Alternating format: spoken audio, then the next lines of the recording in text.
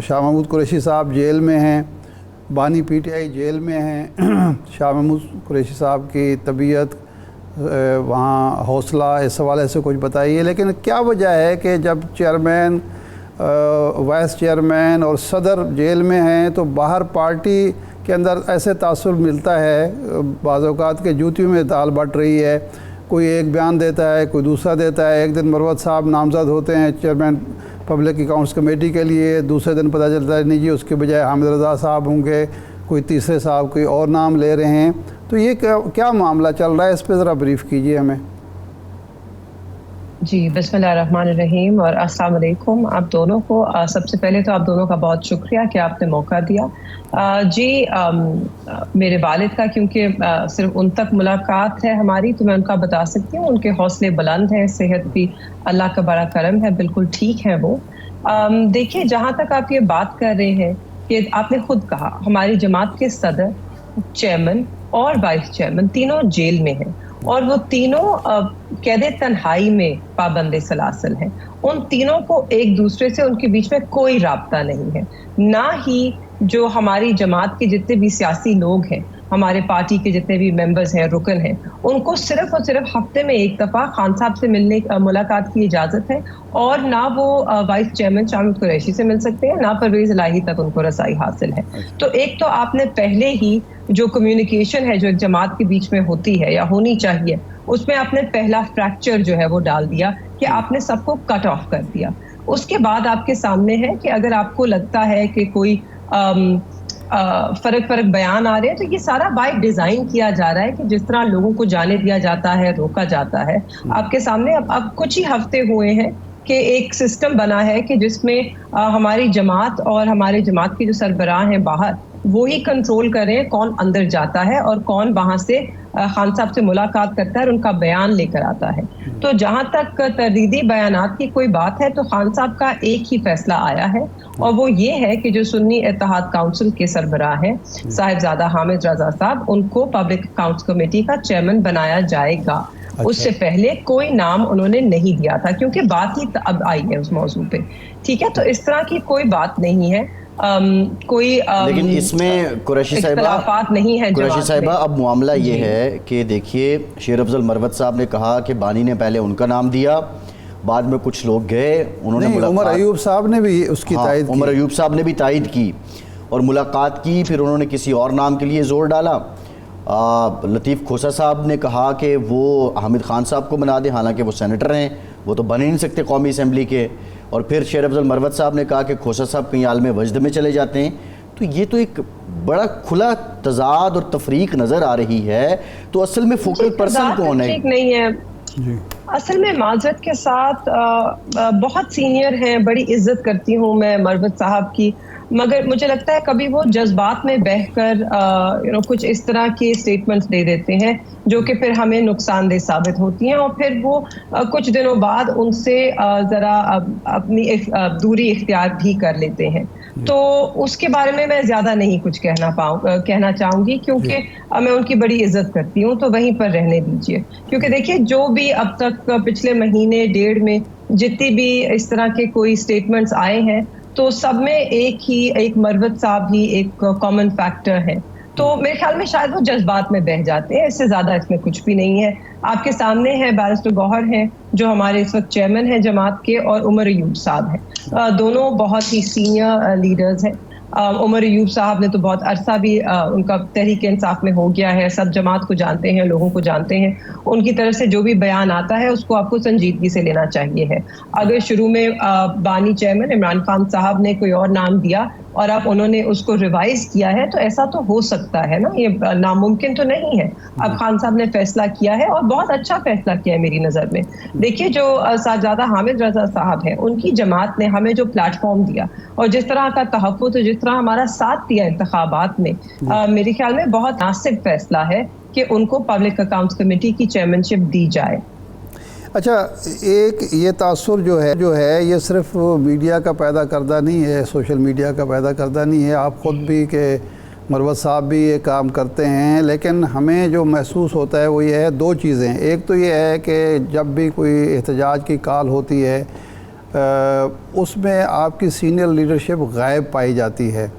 दूसरा, ये जो खान साहब के हवाले से मुख्तलिफ़ पैगाम सामने आते हैं उसमें भी तज़ाद होता है, तो क्या आप लोग महसूस करते हैं कि कुछ लोग ऐसे हैं जो आपके नज़रिए से हटकर या खान साहब के प्रोग्राम से हटकर जमात को किसी और तरफ ले जाने की कोशिश कर रहे हैं? नहीं जी, बिल्कुल भी नहीं। मेरे ख्याल में इस तरह की गुफ्तगू करना गैर मुनासिब होगा, और अगर जमात में से कोई भी इस तरह की गुफ्तगू करता है तो मेरे ख्याल में इनको गुरेज करना चाहिए। हम एक जमात है और आपने देखा है कि पिछले 1.5 साल में इतने दबाव और जबर और फस्तायत के बावजूद हम किस तरह इकट्ठे रहे, हम किस तरह मुत्तहिद रहे, और किस तरह हमने इस सब मुश्किलात का इकट्ठे होकर सामना किया। और अगर हमें इंतखाबात में पजीराई मिली और हमें कामयाबी मिली, वो इसीलिए मिली क्योंकि हमारे बीच में एक इत्तेहाद था, और उस इत्तेहाद को हमें बरकरार रखना होगा। देखिए, मुश्किलात ज़रूर होती हैं जब आपकी जमात की पूरी सीनियर लीडरशिप जेलों में बंद हो और आपको उन तक रसाई ही ना हासिल हो। आपको, और आप जानते हैं कि जो 6 लोग अगर गिनती के अंदर जाते भी हैं, खान साहब को मिलते हैं, तो क्या खुल के बातें हो सकती हैं? आप सुन चुके हैं उस कमरे का अहवाल जिसमें वो बैठते हैं। पहले तो उसके बीच में शीशे की दीवार नहीं थी, मगर अब तो शीशे की दीवार भी लग चुकी है। मैं उस कमरे में खुद जा चुकी हूँ क्योंकि मेरी वालिद से मुलाकात भी उसी कमरे में होती है। एक डेस्क है बड़ा सा, 10 फुट के फासले पे दोनों लोग बैठते हैं, और एक बड़ा सा शीशा बीच में लगा हुआ है। कितनी गुफ्तगू हो सकती है? और आप जानते हैं कि उस कमरे में कितनी नजरें हैं और कितने कान लगे हुए हैं, तो कितनी खुल के गुफ्तगू हो सकती है। आप भी जानते हैं, मैं भी जानती हूँ कि कितना मुमकिन है। उसके बावजूद हमारी पूरी कोशिश होती है कि जो कम्युनिकेशन है जमात के अंदर वो बेहतरीन तरीके से डिसेमिनेट हो और लोगों तक हम पहुंचाएं, और आपस में भी वो पहुंचे। मगर आप जब एक जमात पे इतना मुश्किल वक्त हो तो आप समझ सकते हैं कि उसमें मुश्किलात होंगी। अब आपके सामने है, इलेक्शन कमीशन ऑफ पाकिस्तान ने आज फैसला दिया।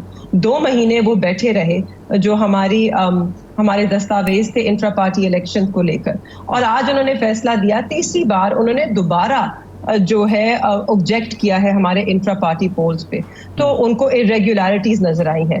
तो अगर उनको इतनी इरेगुलरिटीज इस इलेक्शन में नजर आ रही है और वो दोबारा कराना चाहते हैं, तो थोड़ी सी नजर फिर जनरल इलेक्शन पे भी डालें। वो तो बेज़ाब्तियों से भरपूर था, उसमें तो उनको कोई नजर नहीं आ रही बेज़ाब्त की, उसमें तो वो बिल्कुल वैसे के वैसे चल रहे हैं। और मैं जरा एक और बात भी आपके सामने रखूं, ये इलेक्शन कमीशन ऑफ पाकिस्तान, इनकी नीयत पे मुझे अब बहुत शक हो रहा है।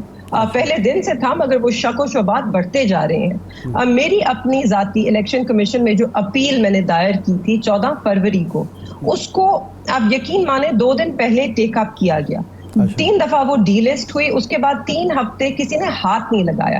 अब टेकअप क्यों हुआ है? क्योंकि 60 दिन की जुरिस्डिक्शन जो है वो खत्म हो गई है। तो ये इनका हर इकदाम जो है तहरीक इंसाफ सही है। अच्छा कुरैशी साहब, ये बताइएगा, राना सनाउल्लाह साहब ने कहा है, वो पंजाब के सदर हैं मुस्लिम लीग नून के, सीनियर रहनुमा हैं, वो कहते हैं कि नवाज शरीफ साहब बानी पीटीआई के साथ मुज़ाकरात के लिए तैयार हैं। आपकी तरफ से हामिद खान साहब ने कहा कि मशरूत मुज़ाकरात हम कर सकते हैं। क्या शराइत हैं आपकी मुज़ाकरात के लिए, और आप नहीं समझते कि अगर वो ऑफ़र कर रहे हैं तो बिना किसी शर्त के बैठा जाए और बाद में जो टर्म्स एंड कंडीशंस हैं उनको तय कर लिया जाए? नहीं जी, बिना शर्त के बाद तो कोई गुफ्तगू नहीं होती जब इतनी दूरियां हो और इतने आपके बीच में बहुत कुछ हो गया। It's not water under the bridge, आज भी हो रहा है। देखिए, सबसे पहले तो हमारे लोग ना हक कैद में है, ठीक है।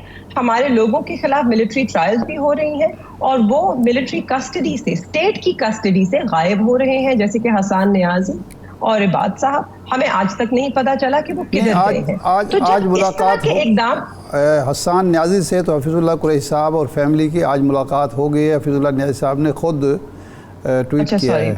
मेरी नजर नहीं पड़ी उस खबर पे। चलें, बहुत अच्छी बात है, बहुत खुशाइन बात है। मगर मैं आपको एक माहौल बता रही हूँ, जिस माहौल में आप चाह रहे हैं कि मुज़ाकरात हो और बिना शराइत हो, वो मुमकिन नहीं है।